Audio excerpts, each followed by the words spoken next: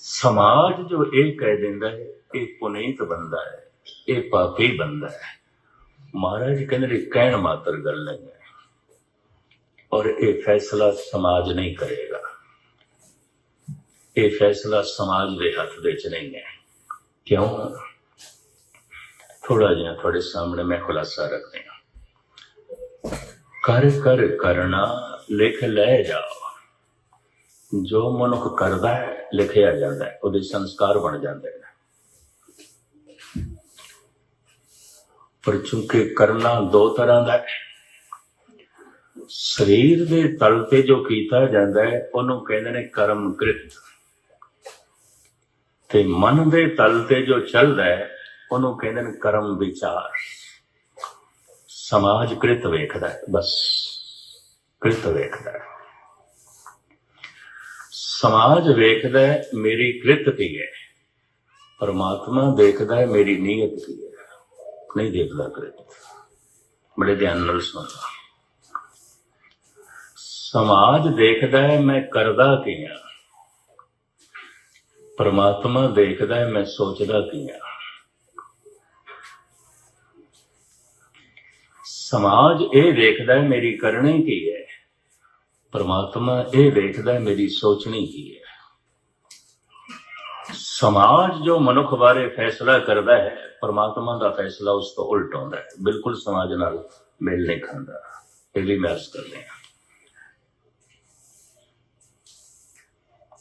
क्योंकि समाज नूं सिर्फ कृत दिखाई देती है। कानून ते समाज उस मनुख तो संतुष्ट है जिहदी कृत ठीक है, परमात्मा संतुष्ट नहीं है। परमात्मा ते उदों जब नीयत ठीक हो। तो मैं एक दफा फिर दोहरावां, समाज ये देखदा है मेरा किरदार की है, परमात्मा ये देखदा है मेरे विचार की ने। समाज ये देखदा है मेरी कृत की है, परमात्मा ये देखदा है मेरी नीयत की है। समाज फैसला करता है मेरी कृत दे मुताबिक, परमात्मा फैसला करता है मेरी नीयत दे मुताबिक। बिल्कुल उल्टी गल है, बिल्कुल उल्टी गल है। मेरी नीयत की है समाज नूं नहीं पता, थोड़ी नीयत की है मैनू कुछ नहीं पता, मेरी नीयत की है थानू कुछ नहीं पता। पर ऐसा नहीं है कि परमात्मा नूं नहीं पता। अगर उसनू इतना भी पता नहीं तो फिर तो कुछ भी ना होया। मैं एक दफा फिर दोहरावां, समाज देखदा है ये करदा की है, परमात्मा देखदा है सोचदा की है, ये सोचदा की है।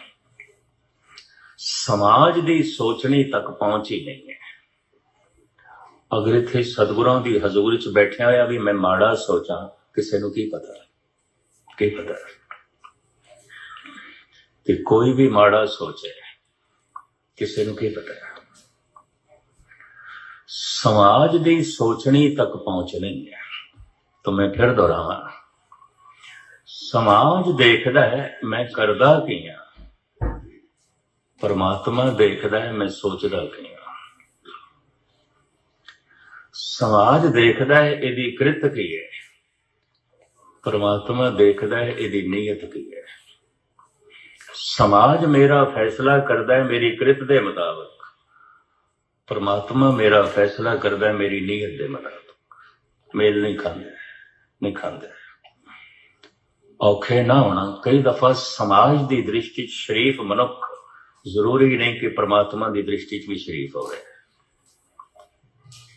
समाज की दृष्टि च दानी ते ज्ञानी मनुख जरूरी नहीं कि परमात्मा की दृष्टि भी दानी ते ज्ञानी हो। क्योंकि परमात्मा कृत के मुताबिक फैसला ही नहीं करता, नीयत के मुताबिक करता है। हजारां मनुखा ने सानू इस तरह आख्या, कई दफा मैं उन्होंने को सुनिया, इतना असी ठीक करते हैं, इतना असी ठीक करते हैं, फिर भी दुखी, फिर भी दुखी। ये प्रश्न कईयां दा हो सकता है, ये भी मैं इतना तो असी ठीक करते हैं, फिर भी दुख है कि परमात्मा है भी सही कि नहीं, कि उस दिन दे बोल भी मैं दोहरा देवा, भरोसा कोई लंबा साथ नहीं देगा। परमात्मा ते भरोसा है कि कोई लंबा साथ नहीं देगा, भरोसे टूट जाते हैं। भरोसियां ते कोई भरोसा भी नहीं किया जा सकता जिन्ने चिर तक भरोसा श्रद्धा ना बने। भरोसा मैं किया है, मैं सुनिया, मैं भरोसा कर लिया, मैं पढ़िया, मैं भरोसा कर लिया, मैं वेख्या नहीं है। बिन डिठा क्या सालाइए, अंधा अंध कमाए। बिना देखिया, बिना अनुभव तो सुन के मन लिया, पढ़ के मन लिया। महाराज कहते अंधा अंध कमाए। के धार्मिक कर्म भी अंधिया के कर्म ने। अंधी कमी अंध मन, मन अंधे तन अंध। ये चिकड़ लाइए क्या थी ये, जहां टूटे पत्थर बंद, ये भरोसा किसी वक्त भी टूट जाएगा।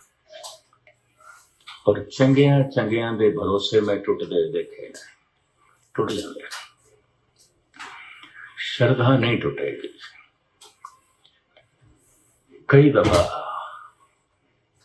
श्रद्धा नु दृढ़ भरोसा भी कहते हैं। ऐसा भरोसा जो टूटता नहीं, उसे का ना श्रद्धा है। देखे कुछ रस माने है। हुण कबीर कहते करोड़ा भी दुष्ट मिल जान ते आखन कोई परमात्मा नहीं, इसने नहीं मनना। क्यों? इन्हें देखे, इन्हें रस माने। संत न छाड़े संतई, जे कोटक मिले असंत। करोड़ा भी दुष्ट मिल जान, संत संतपना नहीं छड़ेगा। पर जिसका सिर्फ भरोसा ही है ना, यकीन जानो एक दिन की कुसंगत भी उसनू बुरा के रख देगी, परे सुट देगी। भरोसा है टुट जाएगा। भरोसे रोज डगमगाते हैं।